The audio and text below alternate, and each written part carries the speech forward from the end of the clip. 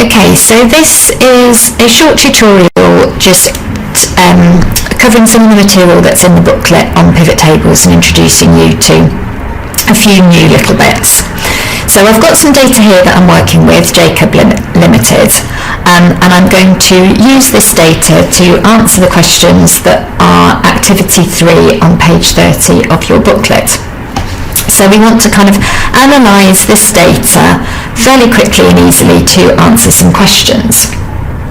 So the first thing that we do is, and this isn't actually in your booklet, it's kind of a new thing that's come in recently with Microsoft 2013, is we actually format the data into a table. So we can just go insert table, and it puts our data in a table, and then we set up our pivot table from having our source data in this table. So we go to set up our pivot table, we go to insert pivot table, and it identifies our table and asks us if we want it in a new worksheet or an existing worksheet. We'll put it in a new worksheet. Click OK. So then we've got our pivot table here, and on the right hand side we've got our highlighted pivot table fields, which are the headings that we had in our source data, and then we've got these kind of 4 areas down the bottom, the filters, columns, rows and values, which effectively is how we kind of control and create our pivot table. So if we think about our first question, which employee has generated the most profit from sales? We're interested in the employees, which are the different reps, and the total profit from sales, so we're interested in profit. Now if we just click on items in the pivot table fields, then it will automatically kind of set up our pivot table for us. So any text items will automatically go into our rows bit here, and any kind of values will automatically, or numerical amounts will automatically go into this values bit. So it sets up our pivot table like that quite nicely. We can kind of pivot our pivot table. So for instance, if I drop and drag rows into values and values into rows, it puts it in a different way. Not quite so handy for us, actually. So let's put that back. So we can kind of drag and drop in here, but equally we can just highlight in this top bit the things that we're interested in. So here it's already identified all of our different reps and the profit that each of them make.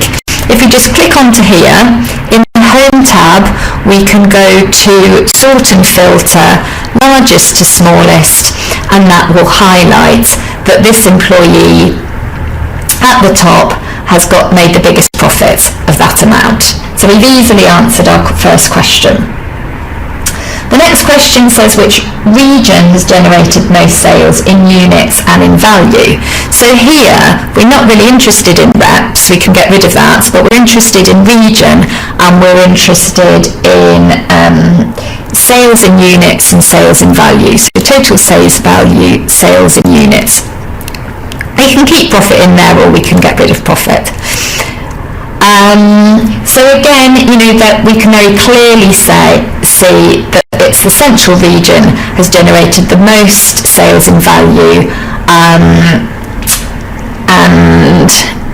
I clicked unit cost rather than units, so I want units, and the most in terms of sum of units. So again, we've answered that question very quickly. Question 3, which sales representatives sold most pen units? Okay, so here we're interested in, not interested in that, we're interested in which rep sold the most pen units. So let's get rid of region to make it a little bit more straightforward. So we've got all of our reps, what items they sold. Now this is a good example where it's useful to change around the order of our rows. So within the rows bit of the pivot table, if I move item so it's now above rep, there we go, then you can see that it kind of just changes the order. So we've got our items shown first and then the different reps. So we're interested in pen units, so here, so we can see, the third one down there is pen, and we can see that Jones sold the most pens and he sold 120. The next question, question 4, on which date were most sales in value made? Okay, so we're interested in total sales value, we're interested in order dates. So it's just identified there a long list with our sales value. Again, we want to sort and filter this, so let's go largest to smallest, and we can see there that on the 15th of the 10th, we sold the most in terms of value, 3,220.